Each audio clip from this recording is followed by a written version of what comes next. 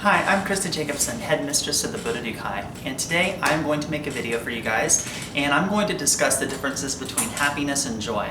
I have been getting lots of emails lately with people who have questions on kind of life guidance. They're depressed, they have high anxiety, lots of fear, and they have lots of questions, and they are wondering about martial arts training. Can the martial arts training help them maybe calm their mind and strengthen their body, and how can martial arts training help them?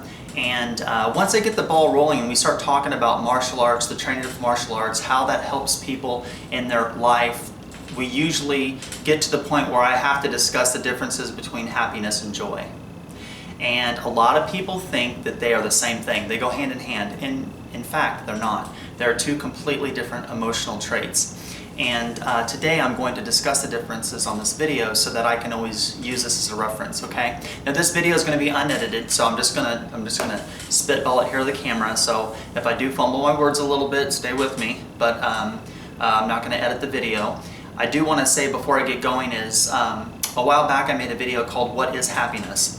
It's very philosophical video, okay? But a lot of the things I'm going to discuss in this video are going to be kind of the next step above what I've already discussed in that video. So you might want to go watch the video that I created on my YouTube channel called What is Happiness? Watch that video. That'll give you lots of information on the idea of what is happiness, how can I be happy, how can I find happiness, etc., etc.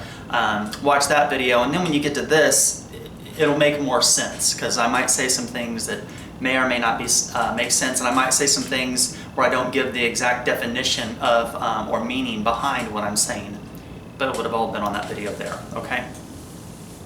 Right, so let's get to it. Differences between happiness and joy. Happiness, generally speaking, and again, I'm not gonna discuss all the stuff I did on my previous videos, but generally speaking, one is happy when the action meets the expectation. If I do this and I get this, and I expected to get this for doing this, you're generally happy. If you go in and you want to buy a soda and you have $1 and you know it's going to cost $1 to get the soda, and you get the soda that you want, you're generally happy because the action meets the expectation. Now that's kind of a really generic example, but that's all ways of life, right? Whether it's in the physical realm, the mental realm, the emotional realm, the spiritual realm, and the action meets the expectations, generally you're happy with the outcome. Now, joy, on the other hand, joy is something that is an action that you do, but the outcome itself really isn't what you're focusing on. The joy is when you're doing something, kind of as an outlet. Like a lot of times people would play video games, and the video games is an outlet away from reality. And they have this joyous act, and they're having all this fun by playing video games. But what they get at the end of that isn't, or doesn't have anything to do with whether or not they're happy. There's a lot of people who fight anxiety, maybe they fight depression, and they don't like their lives. So instead of facing the problem or taking the problem as a challenge and say, you know, I don't like my life because of this, or I would like to be this in life, or I wish I could do this in the martial arts, or I wish I could start my own business and do this. Instead of looking at these things that's causing sadness in their life and looking at it as a challenge and then taking on that challenge to get what it is they want, they hide away from that, and it's what could make them happy, and then the hiding away from it makes them miserable. They don't like the miserable feeling that they have. They're depressed. They're anxiety ridden because they don't want to. They're fearful of taking that step of doing what it is that they'd like to do with their life. So they go off and do all these little things that would be considered fun or joyous acts that makes their mind go away from all this stuff here and puts it solely on this one action. Whether it's video games would be one, that's very common. What's another one? People drink alcohol. Alcohol is an escape. A lot of people like to have fun with that. They go to the club, they get the drinks, they get a little drunk, and it's an outlet away from it's to some people it's a very fun outlet way to get away from some of the things that's going on in their life. Although some people like to go out and have a drink and just have a good time, and they don't have a problem with their life. I'm not saying having a few drinks necessarily is a bad thing. It's not the action, it's what you're using the action for. For me personally, I play video games, but I don't play video games as a way, as an outlet to get away from my life, you know? When I go out, I have a few drinks as well, but I'm not drinking because I'm trying to have an outlet away from my reality. You know, I love teaching martial arts, and I'm living exactly the way that I love to. I teach martial arts, I help people in the martial arts, and but a lot of people don't. They don't have that life. They don't have, they're not doing what it is that they need to do to be where it is that they need to be. So they do these other things that are fun and joyous. You know, some people even go further than video games and alcohol. Some people will go and do drugs and so on and so forth, which are even more extremes and extreme outlets. So the idea of having, the idea of happiness and the idea of doing something joyful isn't always the same. Now, you can do things that are fun that lead up towards your personal happiness, or who you are in the inside, to find your life balance, or again, personal happiness. Like an example, I think is fun, and I have, and it's very joyful for me as an individual inside, for me to train in the martial arts, for me to wake up and do my workout and work on the kata, and so all these things that I'm having a lot of fun with, it is fun, it is exciting for me, and those things lead towards my happiness. But not everything that everyone does to have fun leads to happiness. And a lot of times people use doing fun activities or joyous activities, whichever word you want to use there, they use those things as a way to hide away from the happiness that they don't have, and then they fight depression and they're miserable. So how do we change this perception? How can someone look at this idea of, okay, I'd like to be happy, I'd like to have a different direction in life? How can someone just sit back and then ask themselves this? Well, there are three things, there are three kind of different types that you want to kind of stay away from. And this is a way of training your mind. You are going to be, to a certain degree, a product of your surrounding. To a certain degree. We are all in charge of our destiny. We are the ones that make the decisions, and all of us are where we are because we chose to be there. Every one of us can make a decision. If you're an adult, every one of you guys can make a decision to do something different. We are all one decision away from a different life. And I saw that somewhere, and it's absolutely true. All of us are one decision away from having a completely different life. And just so many people are too scared to take that step. They're just too scared to take that step. So you have to train your mind. You have to say, okay, where am I at? Am I around people that are going to be very positive and help me be a better me? Because if you're not around the people that's going to make you a better you, if you're not around the people that's a positive atmosphere and giving you what you need to grow as an individual, well, then you need to take yourself out of that hole and then put yourself somewhere else. One thing, I've said this in a couple of my videos, and I'm gonna say it again. I always use the term the monkey house, and people always ask, like, do you know what the monkey house is?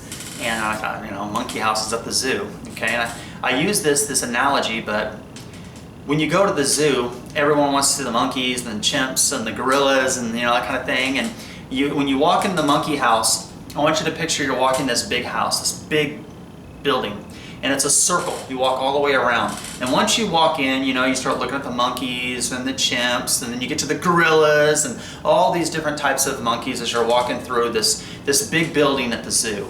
And as you're going through it, the first thing hits you. Right when you walk in the room, you're like, God, you just smell shit, because that's where they go to the bathroom as well. So you're just smelling it. It stinks. And you're like, God, it smells like, you know, they all went to the bathroom and just shit everywhere. But you start walking and you're going through, yeah, it's a chimps, and then you get the big old gorillas, and by the time you get to the gorillas, you're about halfway through. It doesn't stink anymore. You're having fun. You're looking at these animals that you wanted to see, right? The action meets the expectation. You get in there, so you're happy with your decision, And while you're happy with the decision, you have this outlet of seeing something that's not part of your reality. None of us walk out to the front yard and see a big gorilla, at least I don't think. Most of us walk out the front yard and see a big old gorilla. But what's really happening is while you're walking through the monkey house, you don't smell the shit anymore. You're so surrounded by it, and you've been in there so long that you don't even realize that you're around shit. And you don't even smell it. It isn't until you walk out of the monkey house and back into the fresh air that you could be like, damn, this is what air is supposed to smell like. This is what it's supposed to be like. I was in there so long, and I was surrounded by this stench and I didn't even realize it. And so many times people walk, that's what I call walking into the monkey house. They put themselves in the monkey house. And when they get in there, they'll never get out of it. There's nothing wrong with going into the monkey house. Like I said, if you're just going to go in there because you want to see the monkeys, you want to see the apes, you want to see the gorillas, that's great.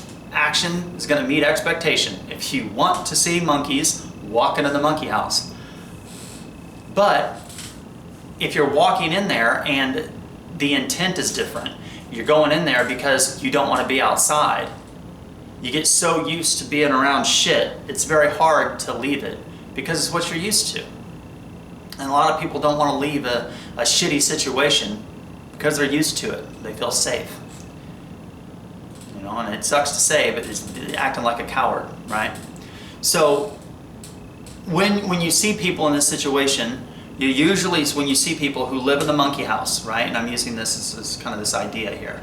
When you see people who live in this world of the monkey house, they usually fit in 3 categories, right?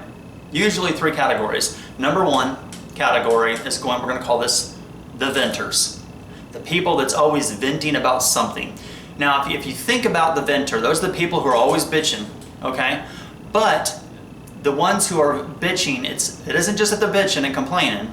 It is the people who do it, not all the time, you know what I mean? But every now and again, they're bitching and you're used to them bitching, but they're not bitching all the time. But when they do, they want to get all this shit off their chest. All these things are wrong. All this crap is going wrong with their life. And they do not want to accept anybody else's opinion or anybody else's guidance because they know what they're doing. They got the right answer. Meanwhile, the same people who are venting and bitching, right, generally are not where they want to be in life. So think about this. That goes back to that monkey house thing. They don't like the situation they're in. They're bitching, they're venting. This sucks, that sucks, I'm here because of this. You're here because you put yourself there. And then when someone gives them a little bit of guidance, then I got this. I know what I'm doing. Well, if you know what you're doing, why the hell are you doing it? You know? But usually you get category number 1.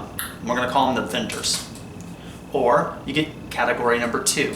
And the second category of people who are they like to stay inside that monkey house, right? Those are the people who are, I want to call them like, they're the ones that want sympathy. You know what I mean? They're the ones that want to be cuddled. They want to tell, woes is me, my life is terrible, my life sucks, yada yada yada. And they want to be held, they want a hug, they want someone to coddle their ass, and they want, it's going to be okay, and that's what they want. They want the attention. They want the attention. And that's going to be category number 2. You either get people bitching, or you get the people who want the attention. Then you get people who on this side, the third side, and this is the one that's the dangerous side. And all of us know, we all know people over here that they bitch from time to time, and they always say that they got it, but they're always in the same place. All of us know people, number 2, who are just constantly want attention, you know, and they want to tell everybody how sorry and sad things are, and they want that attention. But then you get category 3, and category 3 is the worst one out of all of them because it's probably the hardest mindset. These 3 are mindsets, by the way.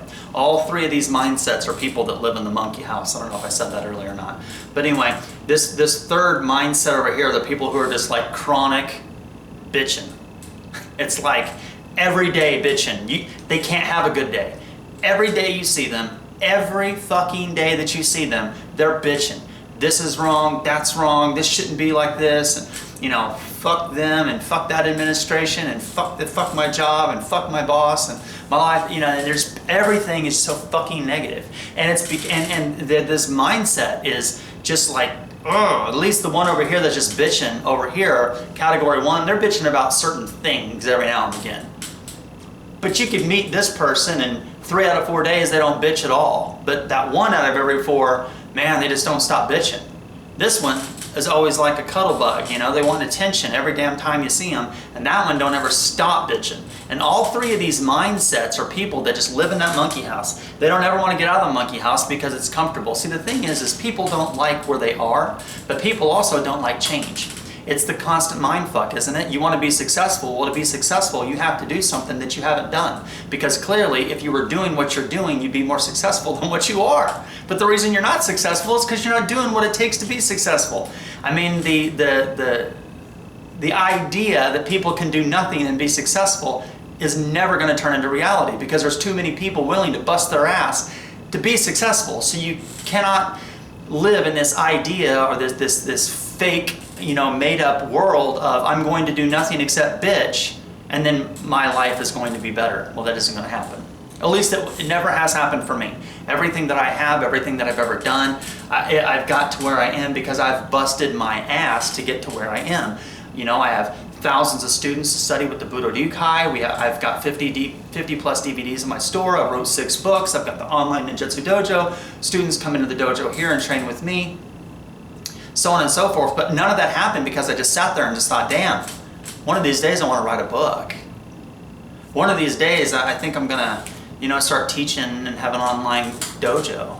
It doesn't work like that. You got to get up and do something, you know. So how does this translate into the lesson of the day? How can we take this and think about this in a different way? Are you doing what you need to do to truly live the life you want to live? Because again, we talked about at the beginning, action. If action meets expectation, you're happy. So if the action is living, are you doing the things that you need to do in your life to meet the expectation that you want? Because if you are, you're probably already fairly happy. Of course, there's different levels of happiness, but generally speaking, if you're not, well, the question is why? What is stopping you from doing what you need to do to be where you want to be? Now, a lot of people think they have this black and white idea, like they're black, white, and nothing in life is black and white. I'll be the first one to tell you there's definitely 50 shades of gray in the middle of that, okay?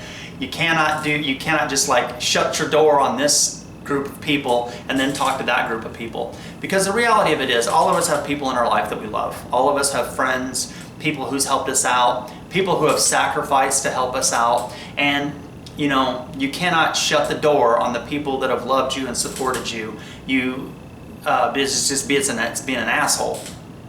That's all it is. And you know, regardless of how we might feel from one day to the next, it's never the right choice to belligerently or to on purpose be an asshole.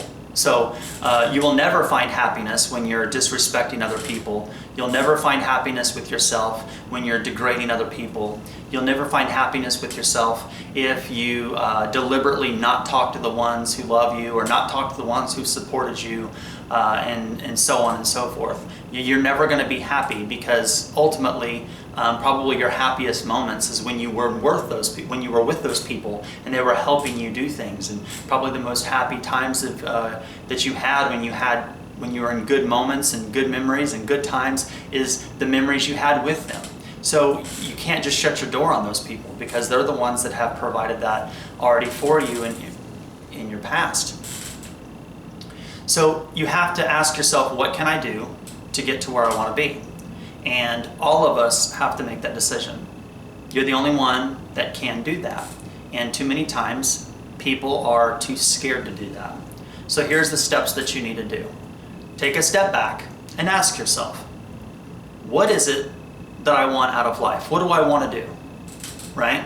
And just write that down on a piece of paper. Just whatever that is, write that down. And then you ask yourself, okay, what am I doing with my free time to make that happen. You know what I mean? And everyone always says, oh, I work so much, right? Well, if you take 24 hours a day times 7 days a week, it's roughly 168 hours. Okay, so if there's 168 hours in the week and you work 40, you have 128 hours left, right? If you sleep 8 hours a day, that's what, 7 times 6 is 56. That's another 56 hours off of the 128. So you're somewhere around, what, 75 to 80 hours left? So after you work 40, after you sleep 80 or whatever, you still got 70, 80 hours left. I'm just guesstimating here. I mean, to catch what I'm saying. I mean, there's absolutely no reason for people not to take the steps necessary that they need to take to be where they want to be. The reality is most people do things that bring them that instant gratification, that instant sense of joy and fun, and they mask that with happiness, and then they blend those two together. If you're watching The Walking Dead or whatever TV shows that you guys are watching, or if you go golfing for so many hours, or you go, whatever it is that you're doing, those things are great. And if those things are, like I talked about earlier I do things in the martial arts that are very fun and joyous activities, but those things that I'm doing lead towards my happiness. If, The Walking Dead is an action that you tend to take and it's leading to your personal happiness, great. If it's not, well, that's an hour you could be using for something else. So you have to ask yourself, are you doing what it takes to get to where you want to be? And if not, why? So that's the thought of the day. I want you guys to think about that. I want you guys to get a piece of paper and write down what it is that you want to do. And then I want you to sit down and I want you to put a line in the middle, so at the top of the paper, what your goal is in life. Underneath that, I want you to put a middle about halfway through the page. And I want you to write down how many hours, I think it's 168 hours in a week. I want you to subtract 40 and then subtract how many hours that you sleep. And I want you to subtract the hours, be realistic, of the things that you know that you need to do. Look at how many hours you have left. Everyone is going to have 30 or 40 hours in the whole week that they could dedicate themselves to something. They're going to have time. There is time. It's a matter of using your time management skills to take advantage of the time that you have in a more successful or productive manner. That's really what it comes down to. So you want to look at how much time that you have and when is that time available, and be more productive during that time. And then on this side, you're going to write down all the different steps that you need to do during that time to get to this goal. And then underneath that at the very bottom, I want you guys to write down all the things that you do that are fun. And we all do things that are fun. I'm not saying don't subtract the things that are fun in your life. My God, I would never say that. You should go out and have a good time. However, sometimes people take it too far. And they spend too much time having fun and not enough time being successful. And that's why they're not as successful as they need to be. So I want you guys to run that drill. And then see where you need to go from there. What is your goal? How many hours a week do you have available? What is it that you're doing during those hours to make that work, right?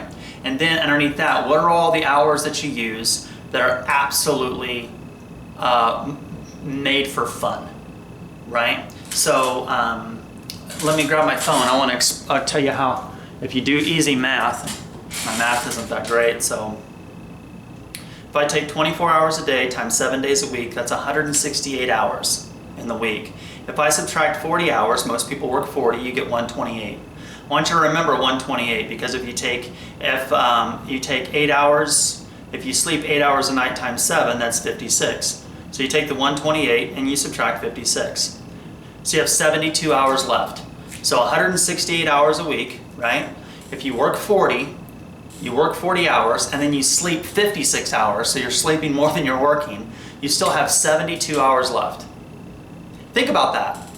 So most people will say, well, I have to eat breakfast, lunch, and dinner. No problem. So let's give you an hour for breakfast, an hour for lunch, and an hour for supper. That's 3 hours a day that you're shoveling calories in your mouth. 3 hours a day you're shoving things in your mouth. Let's go with it. So 3 times 7 is 21, so subtract 21. Now we have 51 hours. So if you have 24 hours a day, 7 days a week, you got 168. You work your 40, you sleep 56, you eat 21 hours, you still have 51 hours left. What are you doing in that 51 hours after you work 40, after you eat, after you sleep? What are you doing in that 51 hours to make yourself the successful person that you want to be? Are you doing things that make you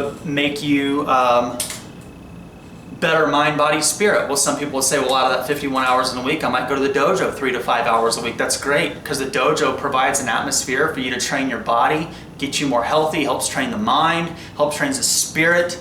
So you take that 51 hours, and let's say you go to the dojo 5-6 hours a week. So let's go 51 hours and you got 45. You still got a number.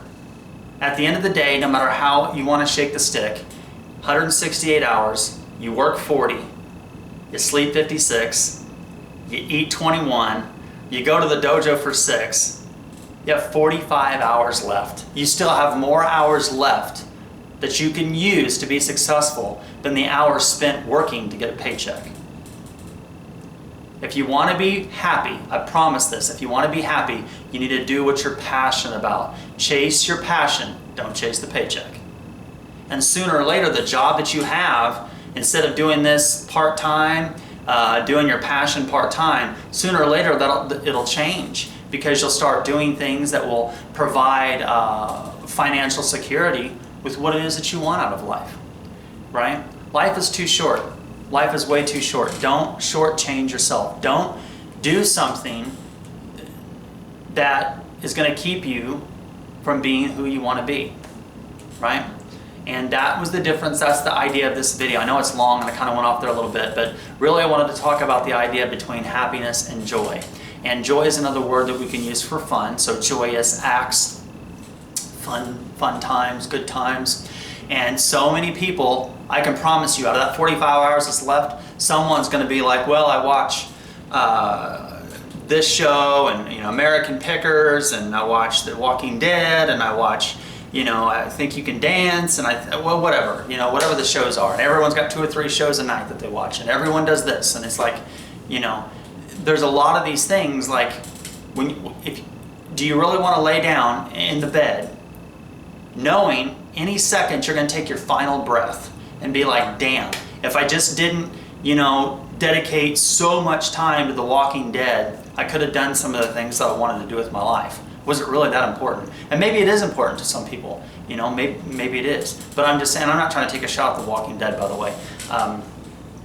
It's not a show that I watch, but just the one that comes to mind right now. But I'm just saying, you guys have an opportunity to live your life. You only live your life. That's it. You're responsible for your life. No one else is responsible for it. You create your own destiny. And you need to do what you need to do to be where you want to be, because it isn't going to happen any other way. So really sit back and think, am I happy? What's going to make me happy? Am I doing the things I need to do to be happy? And if not, how much free time am I spending doing all these joyous activities and all these happy moments? Am I hiding all of my depression and all these kind of things, doing all this stuff, and instead of just facing the raw reality of, this is what I need to do to be happy. This is what I need to do to be me. And sometimes being successful is just a life choice, right? And as a transgendered woman who teaches martial arts, I can absolutely say that 100%. So everyone's happiness is different. So thank you guys very much for watching the video. If you have any questions, stick in the comment section below. If this is the first video that you've ever seen of me, this is kind of a long one, wasn't it? My name again is Christa Jacobson. I'm the headmistress of the Budo Yukai. I teach authentic ninjutsu and classical samurai bujutsu. If you go to our website, www.budoninjutsu.com, you can see all of our schools. You can also have a list if there's any schools in your area. And if not, and you're interested in studying classical Japanese martial arts, we do offer an online ninjutsu dojo where you can start your training with us. So thank you guys very much. Until next time, take care, be safe, and good luck in your journey of Budo. Blessed be.